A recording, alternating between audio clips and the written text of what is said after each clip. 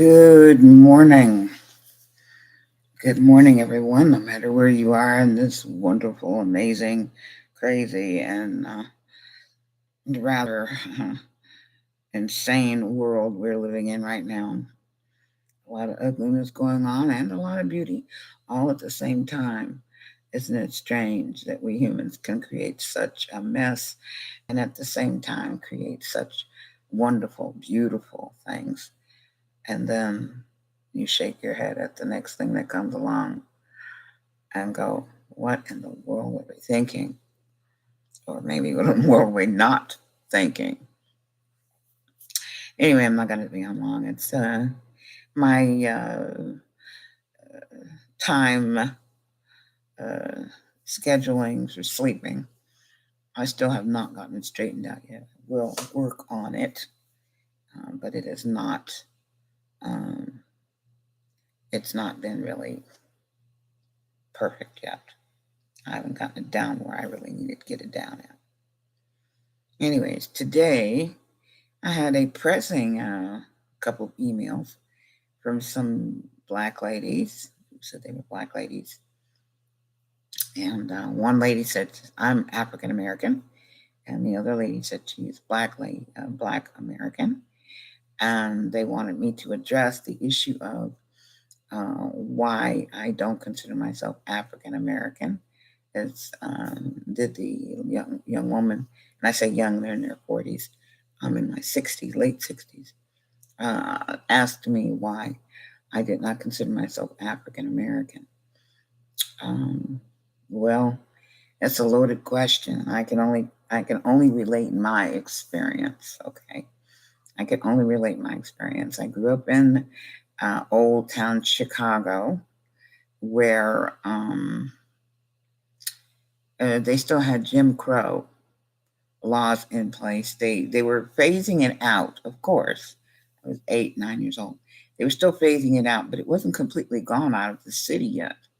There are a lot of places in the city and in the suburbs where Jim Crow was still in place and prevalent and even enforced in some areas. So, but being so young, I never paid any attention to it. I just did what I was going to do, whether there was a sign that said whites only or whatever. I didn't really care. I was never reprimanded or abused in any way. If I did the faux pas of drinking out of a white only fountain, or if I went into a white only place and sat down to eat something, I was never reprimanded. I was never accosted as a child. So maybe I was lucky. Maybe I was fearless. Who knows? I don't think I was. I don't think I was aware enough to be afraid. I knew that the Jim Crow law existed, not as a Jim Crow law, but just as something my mother would say. Oh, there are places you're not supposed to go because white people don't want you there. And I said, I tell my mother, I don't care, and I didn't. So I didn't. I don't know why. I just didn't. I grew up in Chicago. I enjoyed Chicago in a way I could. The libraries and the science museums and um, the university library, which I thought was pretty cool. But I spent a lot of time in the library and museums, art museums, science museums. Um, yes, I did go to grade school, but I only went there to take my tests or my quizzes, and then I'd disappear because they really didn't.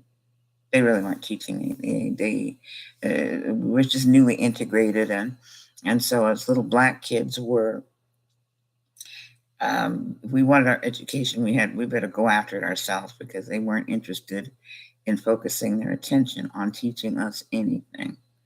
We were just in existence in the room. We were a placeholder per se. So I went out after my own education, which I still do. I don't trust anybody else to give me an education, provide me an education. I volunteer to learn it from someone who wants to teach me. And those who don't want to teach me, I ignore and go and find someone who will. I've always been this way, and I probably won't change in that way. as to being the difference to being an African American and why I don't consider myself an African American is because I'm not.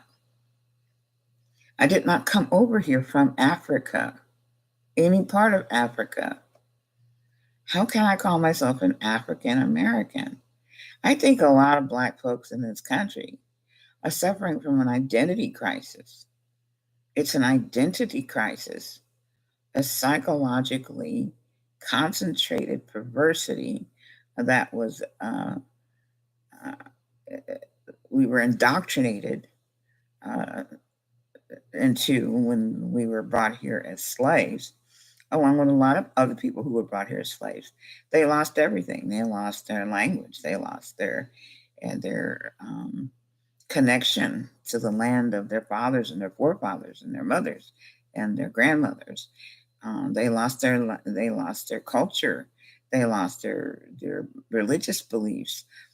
They lost their sense of who they were on this planet and how they related to this planet.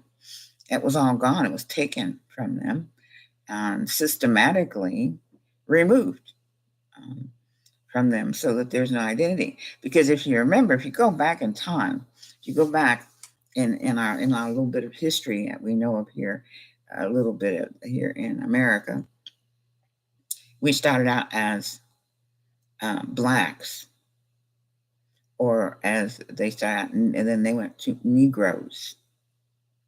Okay, here in America, I don't know in other countries, but in America it was blacks, and they went to calling us Negroes. Um, and then, of course, the other N word, which they developed for derogatory, psychologically perverse reasons. Um, and then we went from Negroes to black again during the Black Power. Remember Black Power? And then they went from Black Power. In between there was colored. White people said, well, let's not offend anybody. Let's just call them colored. That didn't work. It was a rootless uh, indication of who we thought we were. It was rootless. It had no roots. It had no place to plant itself. And then it went from Negro to colored to black to colored, and then they came up with African American. Now, who came up with African American? I don't know. I'm not gonna lie to you and tell you I know, because I don't. All I know is that as soon as it came out, that people were now saying that you have to identify me as an African American. It really upset me. It's kind of like it upset me when they called for affirmative action. I considered affirmative action an insult to my intelligence. I didn't need you to dumb down anything. I needed those people just get the hell out of the way so I could go and learn and do what I needed to do to navigate this place they called America, and American business and American uh, so-called American white culture. That's what I wanted. I didn't want them to dumb anything down. I didn't want them to make, um, I didn't want them to uh, scoot over on the bench.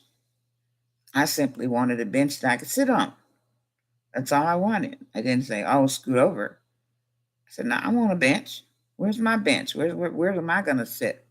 Because I'm part of humanity. I mean, I'm not lesser than you. I'm not greater than you. So I think I deserve a place on a bench or a chair. I don't need you to lower the chair, heighten the chair, make the chair. Just scoot me a chair like everybody else gets scooted a chair. Same thing." So to me, affirmative action was an insult. But to me, being called an African American is simply a misnomer. I'm not from Africa. Okay? I was born here. I was born in the bed of my mother in Cook County, Illinois, between two warring factions of family members. And my poor mother, at a young age, had a real battle going on with her in the middle and me, her being so young, for her to finish high school at 16 and get into college at 17 and still try to raise myself and then later my brother on her own while going to school and going to work. So I really could not see this whole African American thing. When people looked at me and I was traipsing around all over Chicago, they would say to me, whose little black girl is this? They didn't call me African American. I was somebody black. Every white person I know, as soon as it hits their brain, from their eyes to their brain, it's not African American, it's black. They don't, I'm sorry, I hate to blush your bubble, but white folks, when they look at you, they don't say African American in their heads. Just listen to them, watch their faces. You pay attention to their faces, you know exactly what they're thinking. People's faces tell you a lot of things if you bother to pay attention. They don't see you as African American. You are simply black, period. So to me, I am a black American of African descent who is completely disconnected from her motherland, whatever that land is. Um, from people I've met coming from Somalia and Uganda and Ghana, um, they keep telling me I look like a Nigerian woman. They mistake me as someone from being from Nigerian. And so a family member did the whole genealogical tree thing, that they do these days. He didn't use a program or anything. He did it before they had all these searches for ancestry. But he did it the hard way, and he really did a good job. He tracked us way back. I mean, way back, um, to the number of one of our ancestors who had a number, and this ancestor was a female. Um, One of them was a female anyway. I don't know about the male, but I do know about the female. And she was relatively young, probably 16 or 17, from Nigeria, although they didn't understand how to spell or pronounce Nigeria. So they just said Niger. So we knew that was Nigeria. And after that, a lot of things were added to our genetic line. There was some French added, that there was some Choctaw, there was Cree and Blackfoot added to our genetic line. And so we lost a lot. I mean, we were so far removed from Africa at this point that to call myself an African American, it's just plain not true. It's stupid. Okay.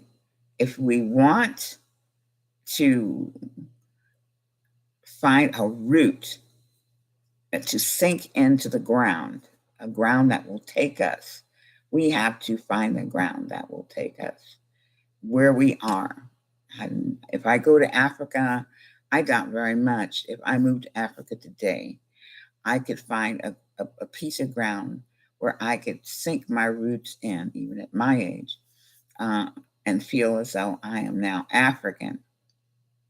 I will always be a black woman who's an American, period. That's just the way it is.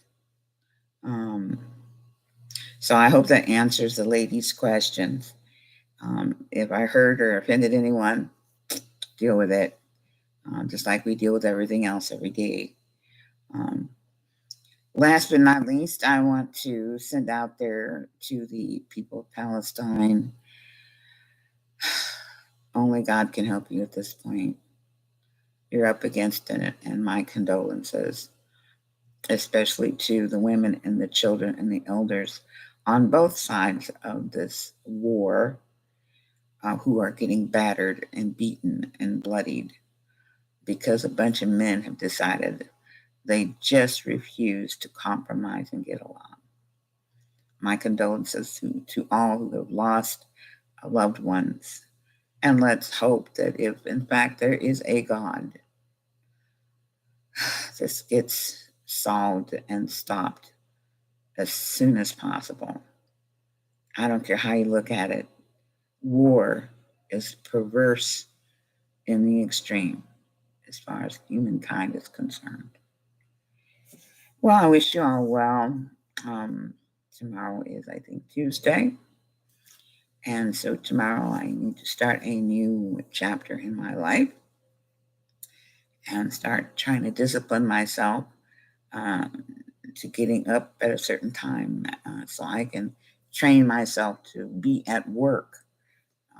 Most likely I'll be working from 9 to 1 o'clock in the afternoon. So I have to be at work at 9.